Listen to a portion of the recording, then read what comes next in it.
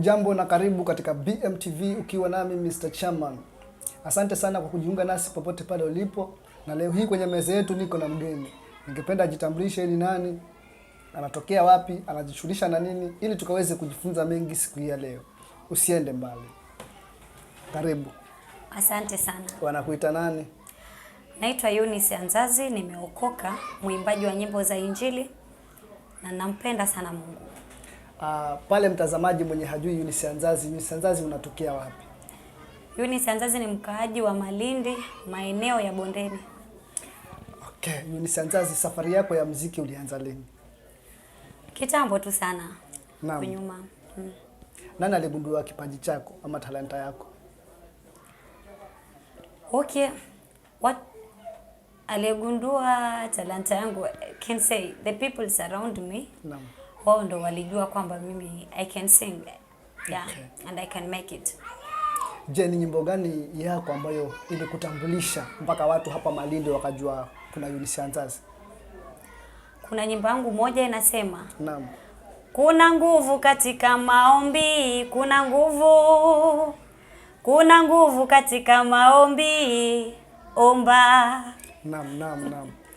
Nyimbo nzuri sana na iko na melody nzuri. Mtu ambaye anatamani kujua nyimbo zako ama kupata nyimbo zako, anaweza kutafuta wapi? Ukitaka kupata nyimbo zangu nifuatilie tu pale YouTube. Naam. Mdundo to BD, FB and TikTok napatikana huko. Utapata tu live. Ukifika kule subscribe, like, comment and share the music. Wanakutafuta kama nani? Utanipata kama Eunice Anzazi, hilo ndo jina lenye ninatumia kwa mitandao yote. Naam. Kuna njia nyingi za waimbaji wa Injili ambazo tumeshazizoea. Watu wanasema mimi nililala nikaota ama nikaletewa nyimbo kwa ndoto, asubuhi nikapata tune nikaenda studio kurekodi. Mwingine anakuambia mimi husoma sana Biblia na hapo ndo kutoa nyimbo zangu za Injili. Je, wewe ni mfumo gani ambao unakupatia nyimbo zako? Okay. Sana napenda sana kusoma neno la Mungu. Naam. So wakati ninapolisoma neno, Naam. Baadaye watu wao wanasema kwamba ukikula chakula unaenda zako nje unaenda kudigest. So wakati nimesoma neno nimemaliza. Naam. Nikikaa tu katika tafsira zangu jinsi vile ninavyotafakari neno la Mungu. Naam. Basi pale huwa ninapata nyimbo inakuja pamoja na beat yake vile ninavyotaka iendelee mpangilio, mpaka ukipita karibu na mimi kwa kipindi hicho unaweza shangaa Eunice, what's up bana? Nini inaendelea? Naam. Kabisa. Okay, Eunice, muziki kwako ni huduma ama ni kazi?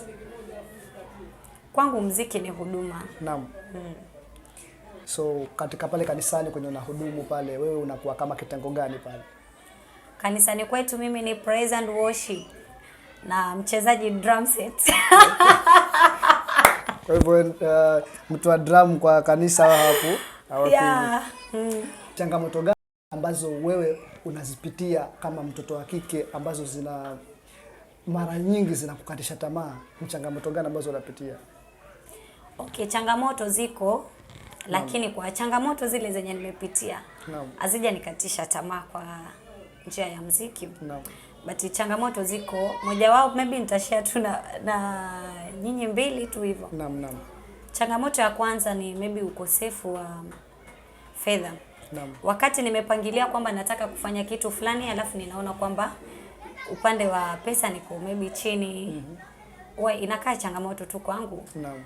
Na pia wakati maybe wakati mwingine nimeimba, nimefanya kila kitu, lakini baada ya hapo ile hatua ingine ya kufuata kama maybe kusukuma muziki whatever, unakuta inakaa changamoto tu kwangu. Katika waimbaji huwa wanasema kuna management, msanii anapata manager ama promoter mwenye ata manage kazi yako ama ata promote kazi zako. Je, wewe upande wako imekaaje? Kuna mtu ambaye anakumanage ama anakusaidia kumanage kazi zako? Okay, kwa sasa bado. Naam. Kwa saizi bado yenye iko maybe ni jamii yangu tu. Yeah. Okay, pale kuna mtu maybe anakutazama Eunice Anzazi, pengine angependa mfanye kazi ama angependa kukumanage. Je, unaweza mpea hiyo nafasi awe kama manager wako na jana anaweza kukupata vipi? Okay. Mungu kama ametaka ile connection na kwamba nifanye na yeye, Naam. mimi siwezi zuia. tutafanya tu wote pamoja.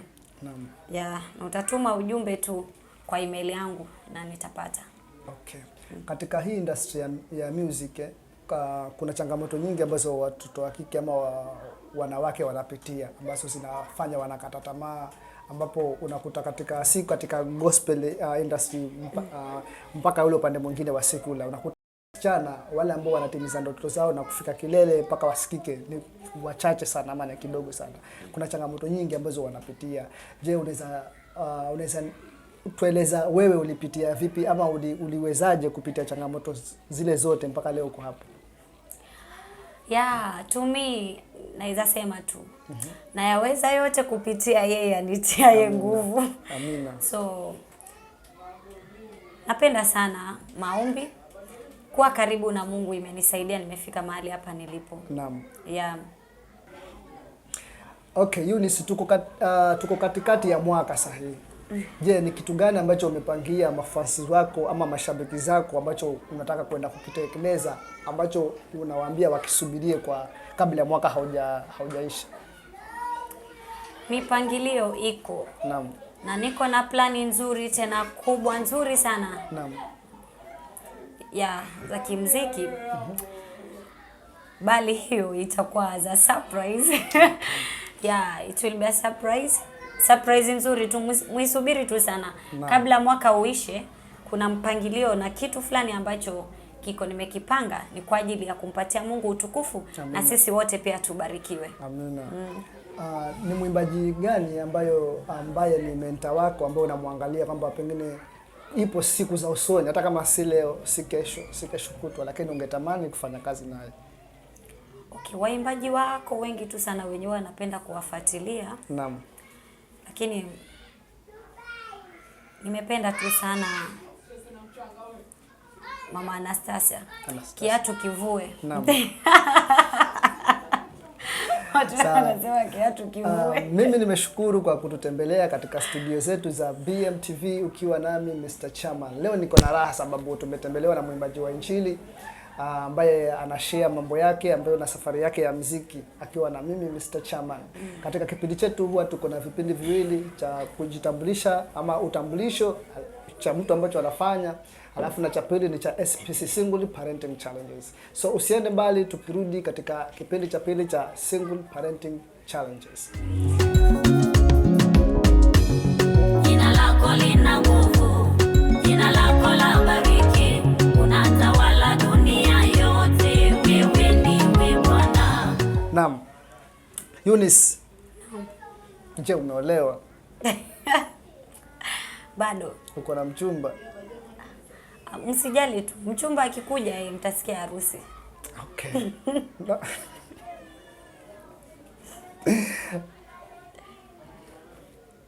Okay, katika kipindi changu cha Single Parenting Challenges huwa napenda tujadiliane masuala ya kijamii ama masuala ambayo yanaathiri jamii yetu kwa sasa. Na changamoto nyingi ambazo zinaathiri jamii ni kuhusu hususan na mambo ya ndoa. Kisa hii watu wengi hawakai kwa ndoa. Yaani unakuta watu wanaoana leo wanaachana. Yaani kuachana kumekuwa kwingi zaidi kushinda wale watu ambao wanakaa kwa ndoa. Je, wewe unaweza zungumziaje swala hili? Ni kitu gani ambacho kinapelekea sahihi watu hawakai kwa ndoa wanaachana sana kuliko mwanzoni, kuliko zamani, enzi za mababu zetu ama enzi za baba zetu? Okay. Naam. Sijaingia kwa ndoa. Lakini kupitia na vile wewani naona tu huko. Naam, naam. Mimi nitasema naam, ndoa za haraka. Ndoa za mapema si za haraka. Ukisema ndoa za mapema, early marriages. Yeah. Yaani mtu hajafikia, ni miaka gani ambayo unaonelea mtu ikifika ndio atakuwa amehitimu kwamba anaweza oa ama anaweza olewa? Okay, saizi watu wanaoleka hata kama wako 14 15 years, lakini sasa sio ndo early marriages ambazo unasema wewe? Yeah, but naonelea at least mtu kama amejitambua na amejielewa na amegrow at least mtu mwenye anaweza jisimamia yeye mwenyewe na anaweza simamia nyumba. Huyo tu anaweza oleka. Okay. That tunaweza sema 25 26. Yeah. Mwanamke anaolewa na miaka mingapi? 28, 27. Na mwanaume anastahili kuoa akiwa na miaka mingapi ndio amekamilika? 30 maybe. Biblia linazungumziaje kuhusu swala la ndoa kwa ufahamu wako? Okay, Biblia inasema kwamba ndoa na iheshimiwe na watu wote. Ya kumaanisha kwamba ndoa ni kitu ambacho pia Mungu mwenyewe alikizungumzia. Eunice, wewe najua haujaingia kwa ndoa, lakini unaweza zungumziaje ni kitu gani ambacho kinasababisha watu wengi wanaachana? Tuseme kuna kuwa na single mothers wengi na single father. Ni kitu gani ambacho unaona kinapelekea hivyo kwa single father? Kitambo ilikuwa mtu kimuona ni single mother huwa mke wake ama mume wake ameshafariki, ama kama ni single father mke wake alifariki kitambo. Lakini sasa hivi kwamba imekuwa kama fashion kwamba mtu fulani ni single mother, pia mimi nataka kuwa single mother. Ni kitu gani ambacho unaona kinapelekea kuwa na hiyo? Okay, sijaingia kwa ndoa lakini naweza sema tukikuja kwa swala hilo, kwa hii ndoa naona watu tofauti wawili. Kuko na ule mtu mwingine ukisema kwamba ni mkubwa amefikia age yake ya kwamba aoleke, wako wenye wameolewa. Na kuna wengine wenye hata hawajafikia age ya kuolewa na unawakuta kwamba wamefanya nini? Wameoleka. So kwa pale okay, for now nitasema decision. Eunice. Naam. Najua wewe haujaingia kwa ndoa. Na natarajia karibuni hivi utaingia kwa marriage. Utakuwa mke wa mtu fulani na utakuwa mama wa watoto fulani. Yeah. Miaka kidogo ambayo inakuja. Je, haukosi kama wewe uko na rafiki yako ambaye ni single mother, ambaye ni rafiki yako pengine aliolewa na akaachwa na ni rafiki yako. Je, unaweza kuambia ni changamoto gani ambazo unaziona kwake anapitia ambazo wewe hauzazipenda ama haujafurahia ama zinakuhuzunisha kwenye unaona na struggle bila akiwa peke yake?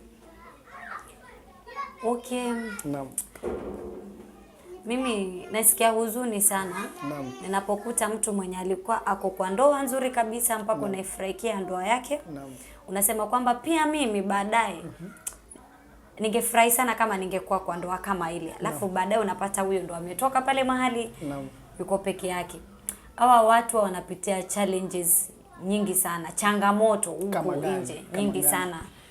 First, mtu kama hawezi kuraise mwanzo, kama ako na watoto na hawezi walisha hawa watoto na watoto amewachukua kule kwa bwana yake, anaishi nao yeye mwenyewe. Kama hana kazi, unakuta kulisha wale watoto ni shida tayari kwake. Watoto wanafukuzwa juu ya school fees, yeye hana. Hiyo pia inakaa ni changamoto kwake. Alafu wakati watoto wengine wanauliza tu, dadi yako wapi? Nimeenda kucheza kwa jirani, nimesikia mwingine akiita dadi anaingia. Mbona mami, mbona mtu fulani kule kwao ako na dadi, mbona mimi sina? Unasikia? Ile inamchoma sana yule mzazi. Sana. So hizo vitu zinawatesa sana. Changamoto nyingine ambayo usha experience kupitia rafiki yako kwamba unaishi naye ni single mother, lakini kuna changamoto nyingine mbali na hiyo ambayo ushaiona kwamba wewe hutamani siku moja uje single mother kama yeye? Ni kitu gani ambacho uliona kwake mpaka leo hii unaweza kuwa unasema mimi sitamani kuja kuwa single mother? Okay, kwanza kuwa single mother, ukitoka ukiwa single mother huheshimiwi huko nje. Ile hadhi yako ya kama mama kidogo, hata kama ilikuwa imepanda juu, inashuka. Okay. Watu wataanza kukudharau. Okay, wengine watakupenda, but in this world wengine wanaanza kukudharau.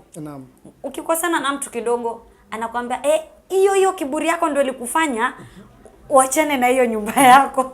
That's why saizi uko hapa. Ile huwa inamuumiza sana tu. So yeah, baadhi ya wale mabeshte wanaumia tu sana na mimi sipendi, yani sitaki kabisa nije nijipate kwa situations kama hizo. Wewe ushalelewa na wazazi wake wawili ama ulilelewa na mzazi mmoja? I thank God. Niko na wazazi wote wawili na hata hivi sasa niko na mamangu na babangu wote na wanapendana sana. I love that marriage. Okay. Yeah. Sasa mimi nakuombea upate bwana mzuri mwenye atakutunza, mwenye atakulinda. Yaani kila mmoja huwa akiingia kwa ndoa huwa hatarajii kwamba ataondoka ama ataacha ndoa ama atakuwa na break up. Maybe changamoto ambazo zinapita katika ile nyumba. Unajua watu huwa wanajificha. Unakuta mtu wakati kama mko kwa chumba atakuwa na sura nyingine na maneno mengine, lakini once mkishaoana watu hubadilika. So mimi kwa upande wangu nasema tusijaji sana wale single mother na single father. Hawezi jua wanapitia nini katika ndoa zao, lakini watu sema watu huvumiliana. Naona kama umeamua kuingia kwa marriage, huo umeamua kila kitu, sababu kule sio raha pekee yake, kuna shida, kuna up and downs, yani kuna milima na mabonde, lazima uvumilie kwa kila kitu. Naona hata katika kufundishwa pale kwa madhabahu wanaambiwa mpendane kwa raha na shida. So Eunice, ningeomba utuambie ni kitu gani ambacho unaambia wasichana ambao wako pale nje ambao wanakusikiza, ambao hawajaingia ndoa kama wewe, ambao wanatarajia kwenda kuoleka hivi karibuni ama wako katika harakati ya kutafuta wachumba. Okay. Mimi nitasema sana. Wakati jinsi vile unavyotaka kuingia katika ile ndoa, kuwa muamuzi. Kuwa na uamuzi thabiti kabisa. Naam. Na pia muhusishe Mungu sana. Naam. Ili Mungu ufanikiwe. Yeye anajua kwamba hatima yetu iko mikononi mwa Mungu na anajua hatima ya mtu. Naam. Muhusishe Mungu. First tunaambiwa kule church. Omba. Kifikia wakati wa uchumba, just ingia tu maombi, mwambie Mungu nisaidie, nipate marriage tu nzuri, unipatie ubavu wangu mzuri wenye hatutapitishana huku na huku.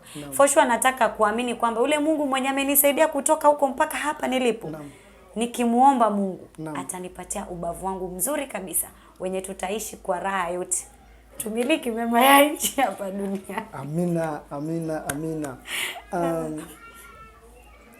Kuna msemo ambao katika mitandao kama ushapitia huko, wanaume huwa wanasema kwamba usioe single mother. Yaani kwamba ukioa single mother umeoa mke wa mwenzio. Yaani inamaanisha kwa mfano mimi nikioa single mother, akiwa kwangu bado atakuwa na communicate na wale baba watoto wake. Na pengine baba watoto anaweza mwambia niletee watoto wangu niwaone, akifika kule wanakumbuka ya zamani. Ndio maana sasa wanaume wanasema usioe single mother. Je, wewe swala hili kama unalizungumza, je kuna ukweli katika hili kwamba mtu akiachana na mtu tena bado wanaweza kuwa na communicate ama wanaweza rudiana, anaweza kuwa mtu ameolewa tena akaenda kule akaona na babake watoto tena kwa wanakuwa kama mtu na bwana tena? First, ukiingia kwa ile ndoa yako na utoke, we mwenye utakuja pale ukitaka huyu mwanamke mwenye alitoka kwa ndoa. So already huyu alikuwa bibi ya mtu. Alafu akashindwa au kukatokea matatizo fulani kwa ile ndoa, ndo akatoka akawa hapa. Huyu already ni bibi ya mwenyewe. Maana hata Biblia pia nayo inasema inakataa vitendo kama hizi. Okay. Yeah, Bible inakataa vitu kama hizi. So usikubali kabisa kuoa bibi ya mtu mwenye alikuwa bibi wa mtu tayari na umuoe. Maybe kama bwanake alifariki, kitu kama hicho. Hana yule bwana, ako peke yake, kitu kama hicho. Kwa maelewano yenu na makubaliano yenu, mnaweza oana. Lakini mtu mwenye bwanake yuko Malindi, alafu yeye yuko hapa anaishi na mtoto amerent, na wewe pia unatoka unaenda unaingia kwa ile nyumba. Unaambiwa wanasemaje? Moto ule wenye ulimshinda ule mwenzako, basi pia wewe nawe utakushinda. Okay. Sikubali kabisa. Tafuta wa kwako mzuri. Mimi sitaki kabisa kuwa single. Jesus. Mungu nisamehe. Sitaki kuwa single. Na sisemi kwamba ma single mothers no. Najua kabisa wanapitia challenges.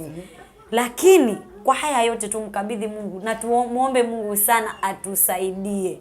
Na hawa wanaume nao pia wasiwatese hawa wamama. Maana changio mingi sana zinakuja, mwanamume umempenda mwanamke. leo hii umefanya nini? Umenioa. Ile time niko msichana tu kama hivi. Najua ni wengi tu sana watanikujia. Anzazi nimekupenda, ya nitamuona mzuri. Tena baadaye anabadilika. Sasa jambo lenye linanifaa mimi kama Anzazi nifanyeje? Nitarudia tena. Ninamuomba sana Mungu wangu. Na God, he can't fail me. Amen. Obvious, he will give me the right person. Yeah. Kuna mwanadada, mimi wajua mimi ndo chama ni wa single parents mimi ndo chama ni wao, na huwa napokea jumbe nyingi sana kutoka sehemu tofauti wakinitafuta wakiomba ushauri. Kuna story, kuna mwanadada pale aliniambia nikija kwa kipindi niongelee hili swala na mwenye atakuwa kwa hicho kipindi ampe ushauri, ama kuna mwenye atakuwa anamsikiza pale ampe ushauri.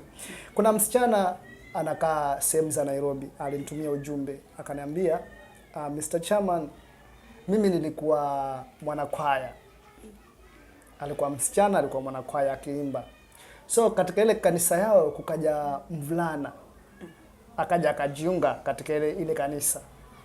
Alipojiunga yule kijana alikuwa mzuri katika upigaji wa keyboard. Yule pastor alipomuona ni mzuri akamkaribisha akawa mmoja katika wale wachezaji vyombo katika kile kikundi cha wanakwaya. So unajua wewe umesema pia ni mwanakwaya, unajua zile hali za kutangamana vijana na wasichana na wafulana katika ile. So kukaendelea vile kukana ile mazoea wameshajuana kwa marafiki. Kuna siku moja huyu msichana akaenda kwa mazoezi. Unajua kabla ile siku ya Jumapili huwa kuna siku za mazoezi katikati ya wiki. So akawa amebadilishana namba na ule kijana. Akampigia. So wanapigiana mazoezi saa ngapi? Saa fulani. Hasa ule kijana akamwambia huyu msichana kwamba nipitie hapa nyumbani uje tuje tushikane tuende kwa mazoezi. So ule msichana sana najua ni mtu ni mwenzake na ni mtu anafanya kanisa moja na still ni kijana ambaye hakuwa na dalili za kuwa ni mtu mbaya. So ule msichana akatoka akaenda paka pale kwa kina yule kijana. So kufika pale akakaribishwa kwa sitting room, akakaa. Yule kijana akaingia kwa bafu, alikuwa anajitayarisha, akaoga, akapachange nguo.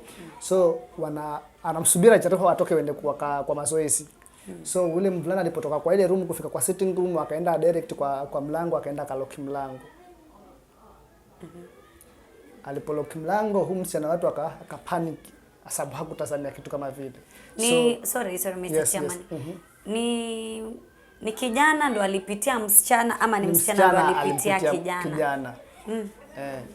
So kijana akafunga mlango. Baada ya pale ule chenye ilitokea si unaelewa. Baada ya pale sasa yule msichana akawa anaogopa kuambia wazazi ama kuambia pastor. Naona yule mvulana baada ya kile kitendo alimwomba msamaha, akasema wewe, mimi nakupenda na istoshe mimi sikuwa najua nitaanzia wapi, ni kitu kama bla bla nyingi. Akamwomba msamaha. Yule msichana akaona acha nimsamee, wakaenda kanisani na wakanyamazia hiyo story. So kumbe yule msichana hakujua kama ndo amepata ujauzito ile time. So akaendelea hivyo. Baada ya muda yule msichana akagundua kama mimi yuko na ujauzito. Wazazi wake wakamkujia juu, wakamfukuza pale nyumbani. Akaenda kwa pastor, akamuelezea pastor. Pastor anasema mbona hukusema tokea mwanzo mpaka imefikia hapa ndo umesema. Kule kwa pastor pia hakupata usaidizi. Kijana pale kanisani akakimbia, na unajua makanisa ya town maybe ni mtu ambaye mmekutana tayari hapa hujui kwao ni wapi. Na kijana akazima simu hivyo na ndo akajikuta amekuwa single mother. Je, wewe kama wewe situation kama hiyo, na yeye pia alikuwa mwanakwaya kama wewe na akapitia situation kama hizo, na kuna wasichana wengi ambao wako kanisani na wako katika vile vikundi vya kwaya na wanapitia changamoto hizo. Je, wewe unaweza zungumziaje ama unaweza mpa ushauri gani? Okay, first nitasema pole juu yake. Lakini Biblia inasema naam, itoroke dhambi. Naam. Unajua wakati ukiona hapa pataniingiza hapa pana shimo na ninaweza tumbukia hapo ndani. First mwenyewe wewe umeshaona kwamba lile ni shimo, lile naenda kuanguka. So ni mimi sasa iko wazi, si ninaweza toroka. But kwa sababu yake, kwa vile alitoka na akatembelea yule ndugu kwa nyumba, na hatimaye ndugu na yeye alikuwa na fikra zake, ameshampenda mwanadada na pengine haikuwa kumpenda, alikuwa amemtamani.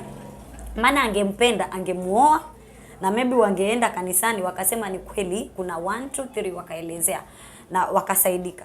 Lakini kwa sababu wao hawakutaka, yule kijana alikuwa ametamani yule msichana juu anamuona tu, na akamfanyia kitendo kile kile. So unamaanisha kwamba ukiwa kanisani ama katika wale vijana wa pale kwa kwaya ama wanakwaya ama kijana yote wa kanisani hauruhusiwi kutembelea kijana mwingine? Huwezi tembelea kijana. Okay, Mr. Chairman ako peke yake kwa nyumba, anaishi hapa. Na ninajua huyu ni youth boy church.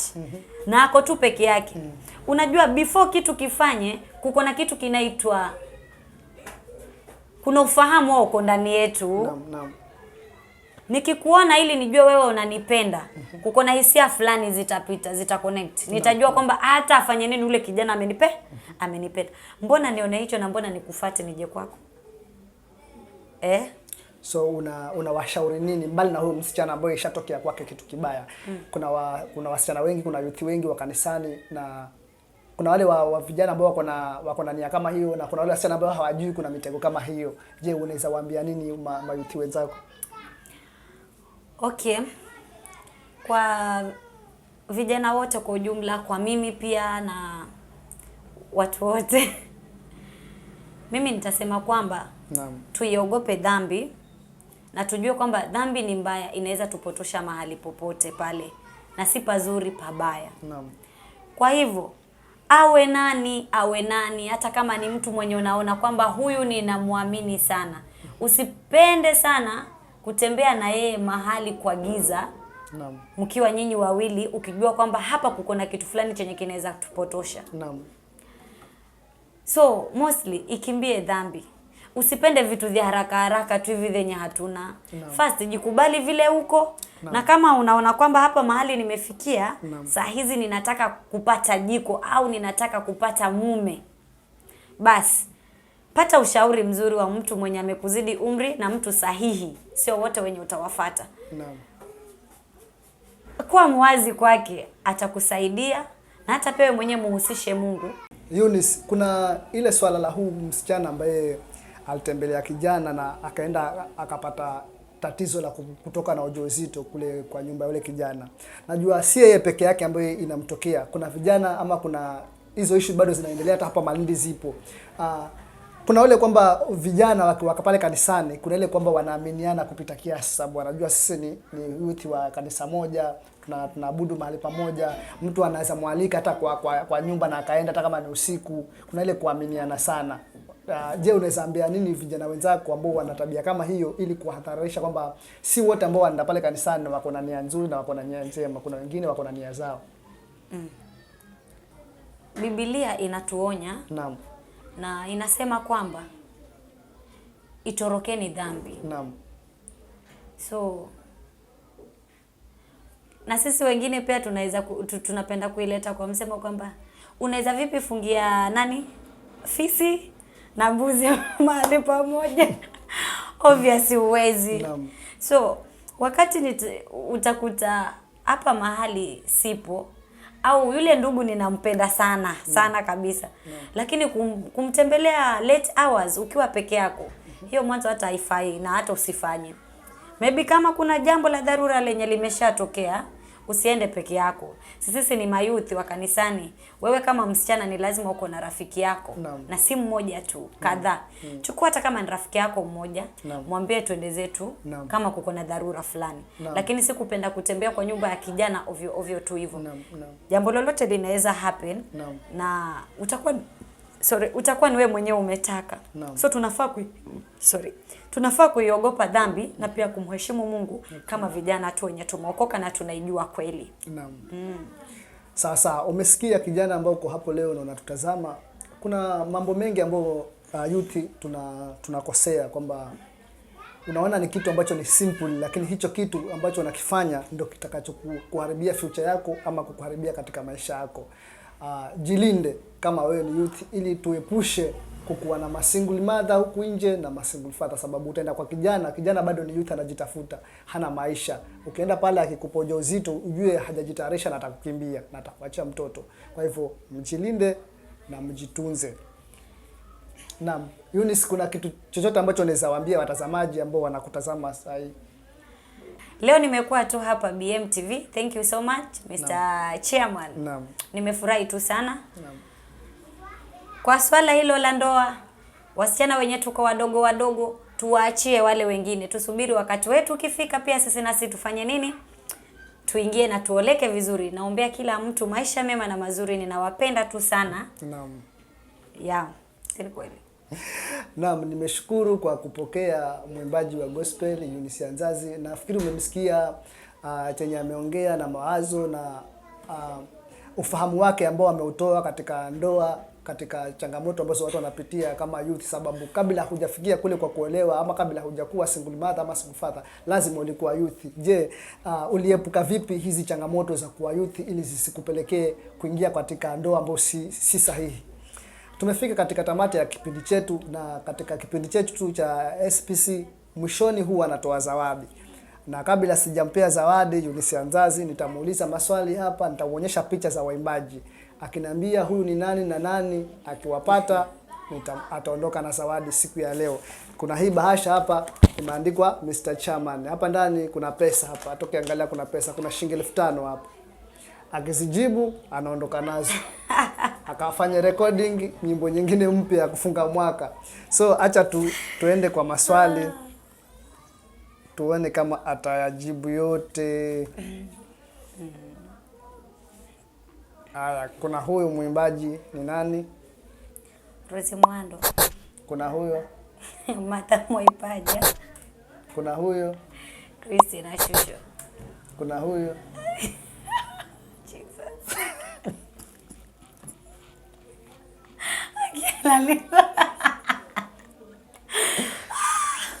Mr. Chairman.